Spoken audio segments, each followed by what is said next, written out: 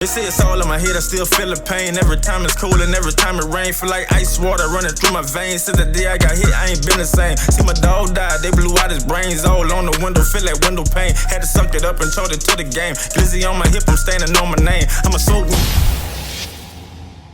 What up, y'all? What up? I told y'all last night, after speaking on the Baby Ross situation in GulfWay, that I was gonna tell y'all about the time when Flame got shot in the ass. You hear me? Now, back then, that nigga loved to play with this story here and say that I was scared and I ran or whatever like that. But that ain't what happened. Yeah, that ain't what happened at all. Cause I ain't knew he was gonna get shot. You hear me? Had I would have known he was gonna get shot, I would have never had left from back there. You hear me? But let me tell y'all how this situation here transpired. You hear me? Now, that was when I was first really getting in the game with of selling crack and all that, right? And I don't know how many people know, but it's like when you have brothers and their name already stamped and known in the streets and shit, like depending on what type of person you is, you don't want to be known to be their little brother. You want to make your own name, you hear me? And that was the type of dude I was. Like, I ain't want to be known as, that little brother, you know? So, I wanted to make my own name so people know who I'm is and what I'm about. Not that, oh, that's his little brother. So, you know, don't fuck with him and all that. No, don't fuck with me because I'm me, you hear me? And so, I would branch off and want to do my own thing. And so, I would go back there in GulfWay and GulfWay and miss you and hustle and stuff like that. Going by my auntie house, you hear me? My auntie had a apartment back there, you hear me? And so my cousin, he was hustling back there. He probably like no more than 5 years older than me, you hear me? Probably less than that, but like 4 or 5 years older than me, you hear me? And but we was close, dude, you hear me? We was close. Like, he the one started me rapping and everything. Like, I'm talking about, this was way back when nigga had the cassette tapes, you hear me? And you'll put the tissue paper on the top of the cassette tape. Anybody who know about this, get in the comment section, you hear me? But you put the tissue paper in the cassette tape, the one you gonna record on, right? And you will, to get the beats, you'll play the end of the beat from a song, like we had the Juvenile songs or whatever. The beats how to beat a play without the words at the end of the song, and you'll just record that over and over. You record it over and over on another tape, and that'll be your beat tape. And then you put the other tape that you're gonna record on with your voice, because they had a little microphone on the cassette tape player. You hear me? And that's how we'll record little songs and stuff like that. But like, I'm just trying to tell y'all the era that I'm in right now. Like, it's way back when. Like, you hear me? It's like something you did. Now, I'm kind of giving away my age on this shit. Because I know I look young, you hear me? But anyway, this situation here transpired because we was out there hustling or whatever, and it wasn't really moving. And motherfucker wanted some money. And so now, right outside of GulfWay, like I told y'all, they got it's like a lot of Vietnamese people and stuff like that. They call it little Chinatown, little Vietnam and all that right around there, right? Group Town, all that. They call it all them different names. And Flame, they had a Chinese dude came back there, and he was looking for some drugs or whatever. And he had a little brother. And his little brother came back there, and this dude had this nice little car tricked out. You know how them Asians do their shit, the little bitty rims and the sound and all that shit. But he had a PlayStation, and so Flame jacked him out the PlayStation, whatever. He jacked him out the PlayStation, told him get from back there, whatever like that. You hear me? So while that happened, I was back there, and dude was like, he gonna get his brother or whatever. Nigga like, go get your brother or whatever like that, you hear me? And so, in our minds, man, ain't nobody was coming back there to fuck with no nigga. You hear me? Like, wasn't no Asian tough enough to come back there and retaliate, you hear me? And so hours had passed. And so my mama had came to get me. You heard me?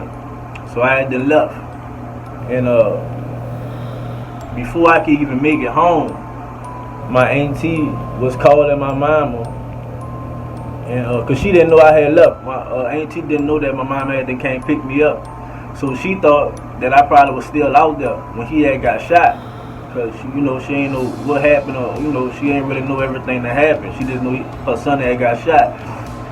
So what had happened was, hours later, the Asian dude big brother happened to come back there. And he come back there and he looking for who jacked his little brother.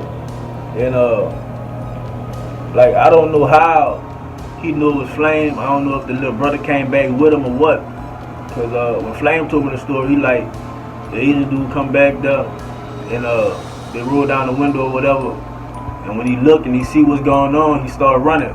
And he go to shooting. And he hit him in his ass. You hear me? Boom. And that's when he ran through the cut, and he got back by his mama. You hear me? And they called the ambulance or whatever like that. And so now Flame, he wanted to tell people when everybody was asking, like, what happened, like the next days, the following days going on, and I come back there. Cause my mama, she couldn't understand. She like, why you want to go back there? The boy got shot and all that. Why you want to go back there? I'm like, man, my cousin. I want to see what's going on. Yeah. Hold on, y'all. Where was I? I had to make that. Had a phone call. But like I said, my mama, I'm telling her, like, I want to check on my cousin, see what's going on with him or whatever. You hear me? Like, I never was the type to like, I know something went down and I'm like, I'm staying from around. That's dangerous, or, like, when you young and you dumb, your loyalty is like, it's more of trying to prove yourself, like that I ain't no bitch. You hear me? I ain't running from the drama. I ain't ducking no action. You hear me? And that's mostly where the dude's loyalty be coming from, when they be like, I'm loyal to my niggas and shit. They be like, I'm trying to show a nigga I ain't scared of shit. You hear me? So I wanted to go back around there. And when I get back around there, I go in the driveway. You hear me? All of the niggas, like, I was the youngest little nigga. They had one other young nigga, their ex, you hear me? That little motherfucker turned out to be a monster too. I'll tell you all about him one of these days too, you hear me? We were locked up together in Coachella, you hear me? Anyway, they in the driveway. And I'm walking up and they laugh and they like, oh boy, you got scared, how you had ran and woo. I'm like, what? They like, man, Flame said you ran, boy. Yeah. They said when the nigga came shooting, you ran off and you left him. Like, what? I'm like, man, I wasn't even back here when he got shot. You hear me? And he was like, yeah, you ran, nigga. You knew they would come and shoot me. You ran. Like, man, stop playing. So like, boy, go ahead with all that. You hear me? Like, don't lie on my name like that or whatever. You hear me? But it was just all jokes and shit. But I ain't find it funny. I ain't find it funny at all. Because I'm like, boy, you know me. I ain't running from nothing. Like, no.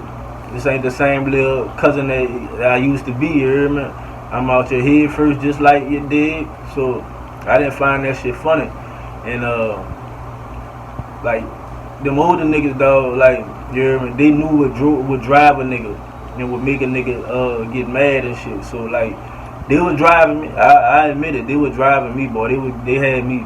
I was hot. I was mad because they laughing and cracking all these jokes about that boy scary and all. Man, stop playing. Like, I was mad, ready to fight and everything else. You hear me? But eventually he man, I'm just playing with you or whatever like that. But don't take it so serious. You hear me? Nigga just playing with you or whatever. I'm like, man, stop playing like that, son. Because if I had a new dude was coming back, bitch, I wouldn't have never left you. You hear me? Like, but I wasn't. Don't do me like that, son, or whatever. So when he saw that I really was taking it that serious, he stopped playing and let him know that that wasn't really what happened. You hear me? But yeah, man. That Asian dude said shit. He coming back there for his little brother. You hear me? Nigga took his little brother police station. He said he was coming back for blood for that motherfucker, man. And like I said, nobody expected that to happen. But you dig? In these streets, you never know. You hear me? you can't tell what's on another person's mental. Like, you don't know what's going through their mind. You don't know how they gonna react or what they gonna do. And that's why it's always a gamble. That's why it's always taking chances, because you never know what can happen. Like, you might jack one person and they might just fold and let it go and don't do nothing, never come back for you. But you jack another person and they might be the one that come kill you. You hear me? So like, he was lucky that day that he just got shot in his ass and or whatever. You hear me? Because that bullet could have went in his head and he could have been dead. You hear me? But like I said, and you say dude came back there with a whole stick, with a whole chopper. You hear me? Like I said, it hit him in his ass, so he was lucky. You hear me? And next time, like I said, I think I might telling y'all about Lil X. You hear me? Cause that little motherfucker became a monster, dog. He was a little young dude. He was a little younger than me, but he came back to be a little monster, son. You hear me? I was hearing his name ringing a lot. And that's when we had, when I saw him, we were locked up in Conchetta together before I went and did my juice. And he was a little monster, you hear me? So yeah, man, I might tell y'all some stories about Lil X, you hear me? That nigga up. I'm out, dude, right now, y'all. Till next time. We don't speak for years, just know one thing. I'ma still ride. Eyes in the sky, they watching me, want me to slip up. I might fall back, but I never give up. I want the friends like a Aretha. Slice it with my niggas like some pizza, 10 kills.